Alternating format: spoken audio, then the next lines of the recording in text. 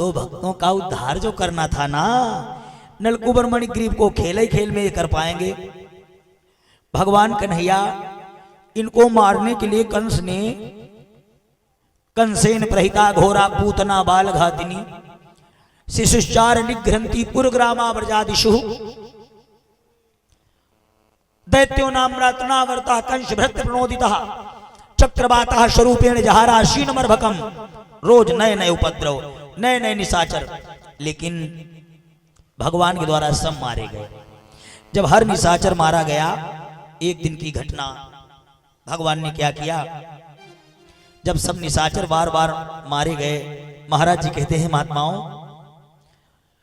कन्हैया ने सबको इकट्ठे के लिए बोला, बाबा जी हाँ हम यहां नहीं रहेंगे। क्यों?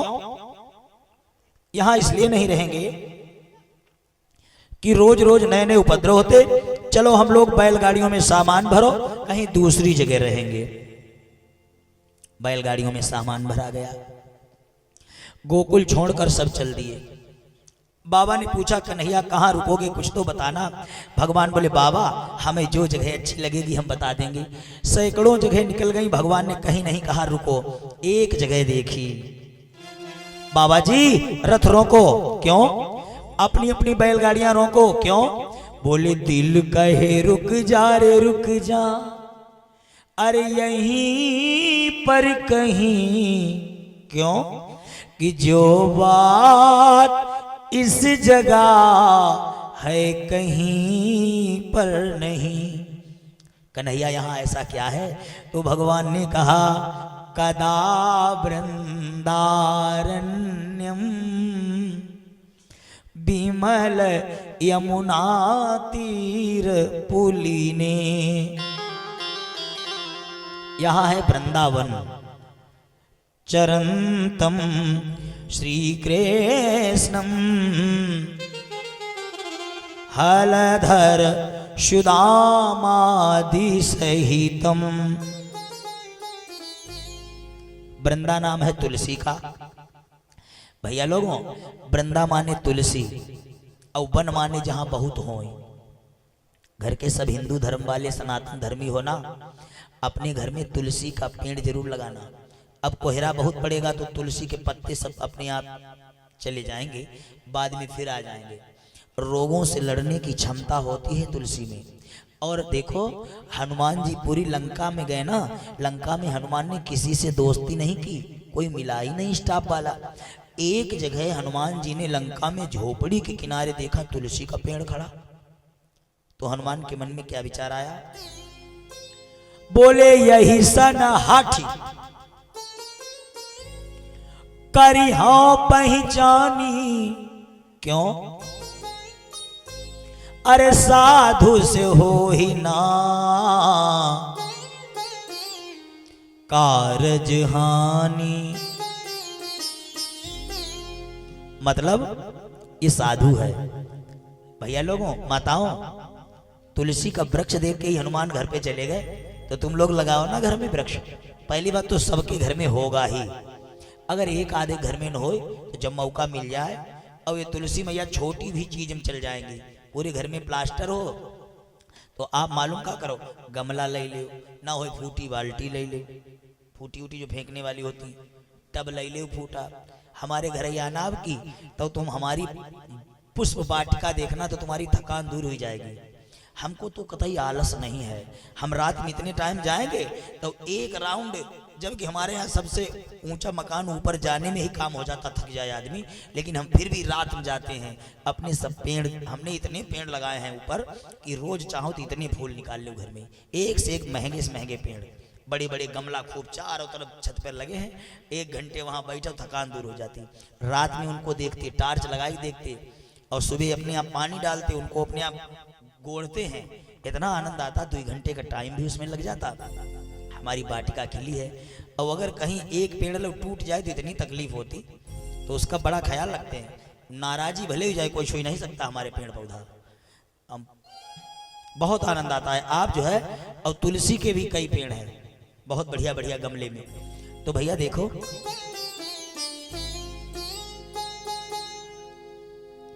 बोले वृंदावन है, यहीं रुक जाओ। भगवान ने वृंदावन में रहकर नाना प्रकार की लीलाएं की। भगवान गोपाल बने। कंस को सूचना मिली कि अब क्या करें, तृणावर्त मारा गया, पूतना मारी गई। उसने जब भगवान बड़े होकर गैया चराने का काम सीखे तो उसने बत्सासुर भेजा, बछड़ा बनकर आया, मारा गया। अघासुर अजगर बनकर आया, मारा गया। बकासुर बगुला बनकर आया, मारा गया। अब तो बड़े चक्कर में पड़ गए।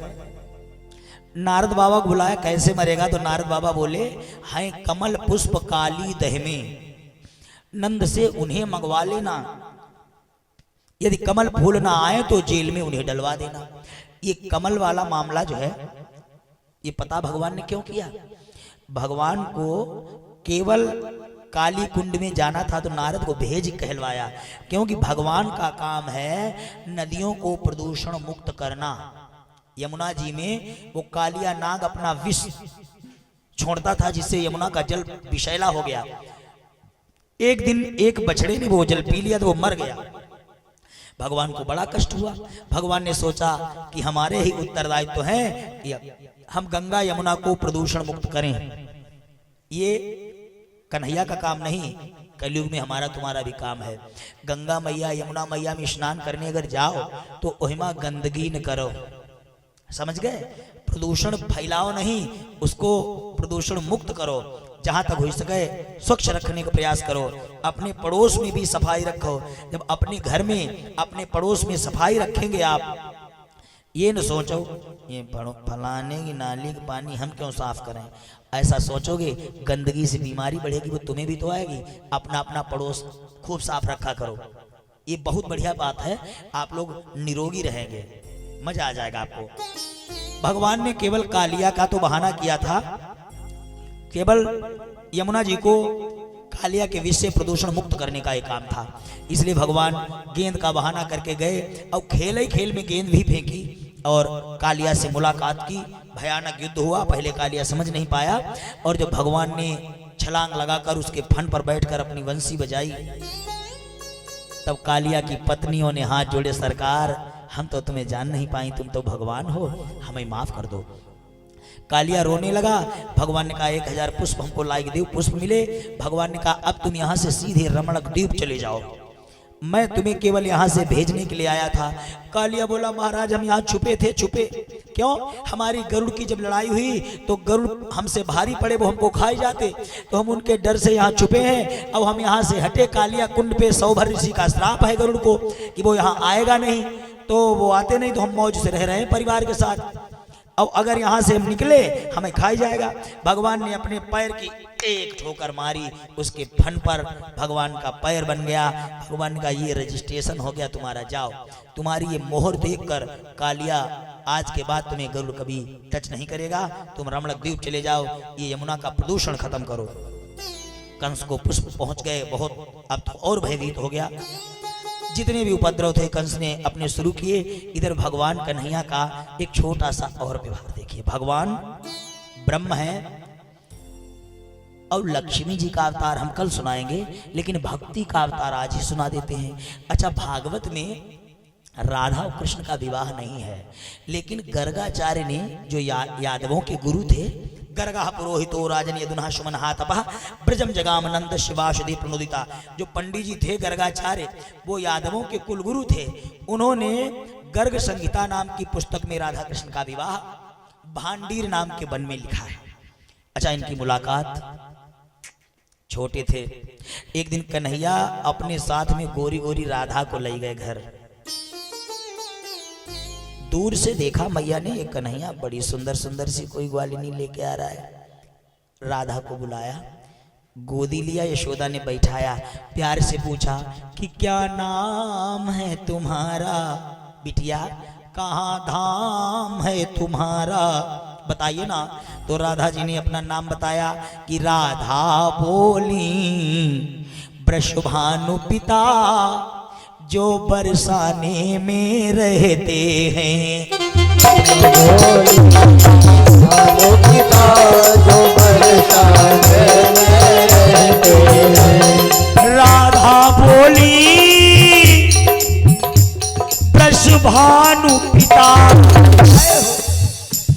जो बरसाने में रहते हैं और मैया कीर्ति कहलाती है।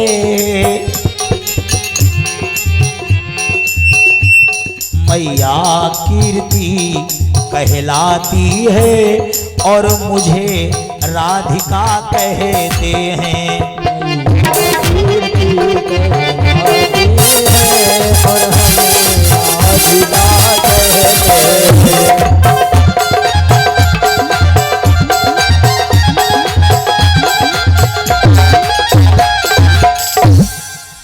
देखिए राधा को गोदी लिया, बड़ी अच्छी बिटिया थी, तो पूछा बिटिया क्या नाम है?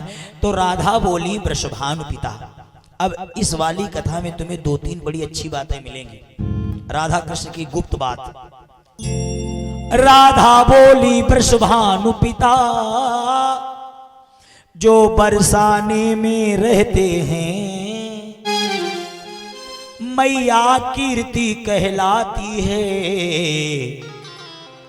और मुझे राधिका कहते हैं। राधिका नाम है हमारा। बिटिया हमारे घर ही आया करो मेरे लल्ला के साथ खेलने। कितना बढ़िया जोड़ है। अब राधा की अब कृष्ण की जोड़ी देखकर यशोदा के मन में मालूम क्या बन गया, हे भगवान अगर ये दोनों की जोड़ी बड़ी बढ़िया विधाता ने जोड़ी है और आज विधाता ने ये जोड़ी है, माँ का आशीर्वाद अमर रहे जोड़ी है। भगवान करे जुग जुग जिए। राधा बोली मैया अब मैं जाऊं। और राधा ने सोचा हम तो कन्हैया के घर आ गए, इनको अपने घर कैसे ले जाएं। अब बहाना किया, मैया हम यहाँ आ तो गई लेकिन अपने घर की रास्ता भूल गई। भगवान चट्ट से बोले मैया हमें इनके घर की रास्ता खूब मालूम। तो मैया बोली जाओ जल्दी में रास्ता बताए कि चट्ट से आए जाना। तो भगवान बोले ठीक मैया। जब चलने लगी तो राधा बोली का थोड़ी दूर तक चलोगे? भगवान कानम बोले चलेंगे तुम्हारे घर के ओहि पार लो, यहाँ से तब निकलने दो। चले अब दोनों जा रहे हैं कि श्याम आंचल मेरा थाम लो इस घड़ी, गहरी यमुना मेरा पग और फिसल जाएगा। धीरे धीरे चलो श्याम पैया पड़ूं, मेरी पायल का फंदा निकल जाएगा। श्याम आंचल मेरा थाम लो इस घड़ी। दोनों बातें करते करते पहुंचे बरसाने में। जो राधा की माँ और जो यशोदा के मन में विचार बना था जोड़ी देखकर, वही राधा के मन में राधा की मैया ने सोचा वाह है तो ये सांवरा, लेकिन कितना अच्छा लगता है अगर मेरी बिटिया का इसका जोड़ होता। वाह कितना अच्छा जोड़ है। बैठाया, सुनो हमारे घर ही आया करो। अब देखो बेटा हमारी बिटिया के साथ यहाँ आया करो खेलने। भगवान बोले अच्छा मैया मैं चलूंगा, मेरी मैया राह देख रही होगी। राधा जाओ इनको गेट तक छोड़ के आओ। राधा गेट पर आई। अब बोली कन्हैया सुनो कल कितने टाइम आओगी खेलने हमारे साथ? भाई देखो एक बात और बता दें, राधा भक्ति है, कृष्ण ब्रह्म है और कृष्ण बालक हैं। 11 वर्ष की उम्र में तो उन्होंने कंस वध कर दिया था, तो इनके अंदर कोई वासना विकार तो हो ही नहीं सकता। भाई 11 वर्ष का बच्चा हो और भरे समाज में किसी लड़की का हाथ पकड़ ले, कोई दोष नहीं। भाई गोपियों के प्रति अगर कुछ कहा जाए कन्हैया को तो भाई कहाँ वो तो ब्रह्म है, तो कोई दोष भी नहीं। बच्चे हैं, कब आओगे मेरे साथ खेलने? कल टाइम बताओ।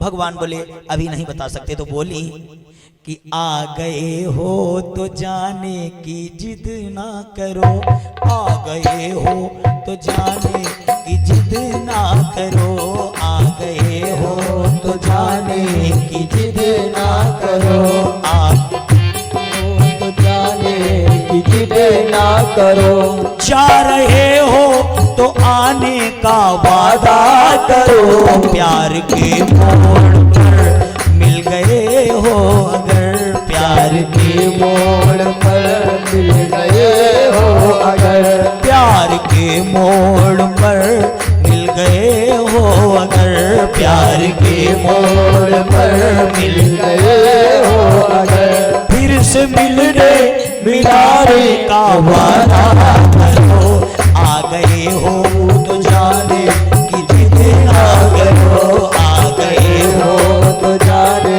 की जिद ना करो, और जा रहे हो तो आने का वादा करो, प्यार के मोड़ पर मिल गए हो अगर, प्यार के मोड़ पर मिल गए हो अगर, प्यार के। कन्हैया आ गए हो तो जाने की जिद ना करो, अगर जा रहे हो तो आने का वादा करो। भगवान बोले कोई वादा नहीं। तो राधा ने कहा लाओ अपनी वंशी हमें दे दो। क्यों? अधरान धरी मनमोहन के, अरे गिरिजा मुख चूमती है बनवारी, ये ऐसी वंशी, अरे सौतन दे दो मेरी सौतन को, ये ऐसी सौतन है मेरे कन्हैया के होंठों से ही लगी रहती। लाओ मुझे बंसी, जब बंसी मेरे पास होगी तुम जल्दी आओगे। भगवान बोले नहीं बंसी नहीं देंगे। अब राधा अपनी तरफ छीनने लगी, कन्हैया अपनी तरफ, और छीना झपटी में राधा की 9 लाख की माला टूट गई। और माला टूटी कि राधा के भाव बढ़ गए, गुस्सा आ गई। अरे एक छे दामों के दामों की वंशी, ताके छुए रिस ऐसी करी है, और पंचमणि और हीरा जड़ी 9 लाख की कीमत की दुलरी है। सो तुम श्याम ही तोड़ी दई जो 9 लाख की कीमत की दुलरी है। तुम्हारी 2 पैसा की बंसी, और 2 पैसा की बंसी के पीछे तुमने हमारी 9 लाख की माला तोड़ी। अरे भाव खाए गए तुम, कहा तुम काले का लूटे, मैं गोरी, तुमसे हम बात करने लगे तुम्हारे बड़े भाव बढ़ गए। 2 पैसा की बंसी के लिए तुमने हमारी 9 लाख की माला तोड़ी। भगवान बोले चुप। क्या कहा? तुम्हारी 9 लाख की माला, हमारी 2 पैसा की बंसी। पहले हमारी बंसी की कीमत सुन। तेरी 9 लाख की माला ना, हमारी बंसी कितनी कीमती? अरे कुबेर के घर एक बांसी जम्यो, 3 बंसी की जेली हमें पठाई थी।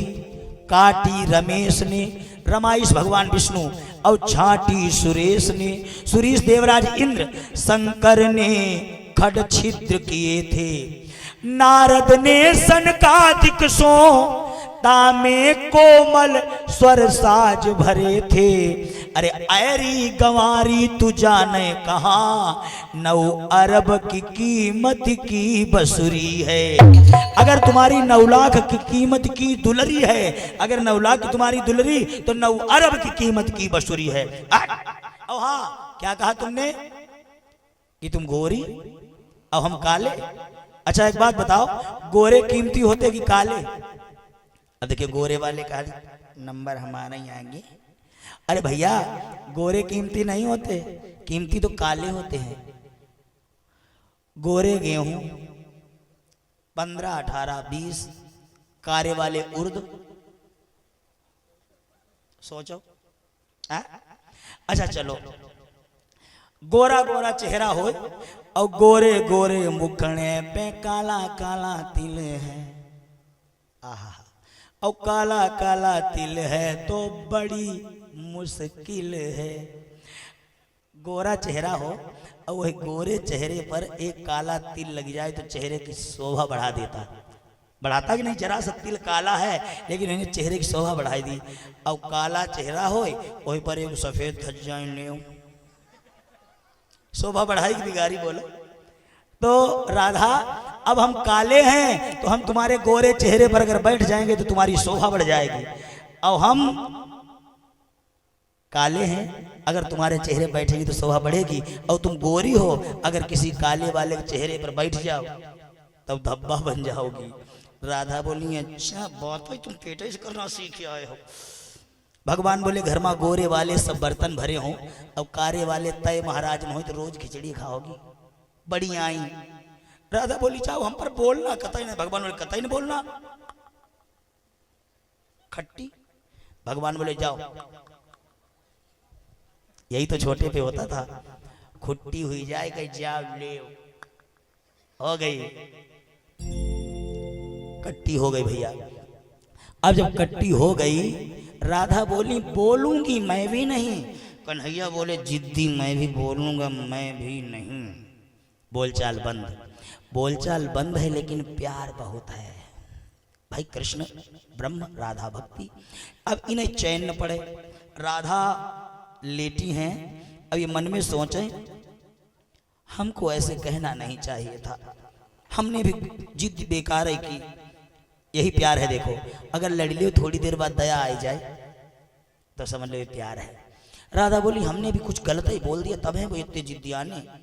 कन्हैया बोले नहीं नहीं कुछ गलतियां हमारी भी रही, हमको अभी इतना गुस्सा नहीं, लेकिन जिद्दी मैं भी पहले नहीं जाऊंगा। राधा बोली जिद्दी मैं भी पहले जाऊंगी मैं भी नहीं, अगर जय हमारे बिना रह लेंगे तो। एक दिन गुजर पाया चैन ही नहीं, तो राधा ने सोचा जाऊंगी बोलूंगी नहीं, दूर से देख के चली आऊंगी। चली भैया, कन्हैया को दूर से देखने भगवान ने ऊपर अंटिया पर से देखा आ ही रही राधा। भगवान खड़े हैं, बोले नहीं। तो राधा बोली तुमसे नहीं बोलती, भाव न खाओ अपना में गाँव में। अरे जमुना किनारे मेरो गाँव, जमुना किनारे मेरो गाँव, सावरे आए जइयो। जमुना किनारे मेरो गाँव, सावरे आए जइयो। किनारे मेरो गाँव, सावरे आए जइयो। यमुना किनारे मेरो गाँव, सावरे आए जइयो। यमुना किनारे मेरो गाँव, सावरे आए जइयो। यमुना किनारे मेरी ऊंची हवेली, यमुना किनारे मेरी ऊंची हवेली। यमुना किनारे मेरी ऊंची हवेली। यमुना किनारे मेरी ऊंची हवेली। राधा रंगीली मेरो नाम, हे राधा रंगीली मेरो नाम, दही मेरो खाए जइयो।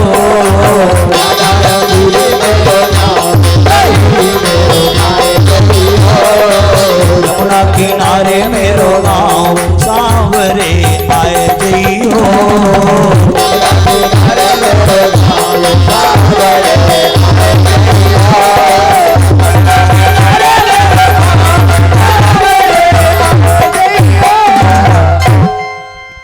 राधा ने कहा, अब कन्हैया बोले नहीं, राधा चली आई, चैन नहीं मिला। अब एक लेटर लिखने का तरीका देखो, पहले मोबाइल तो थे ही नहीं।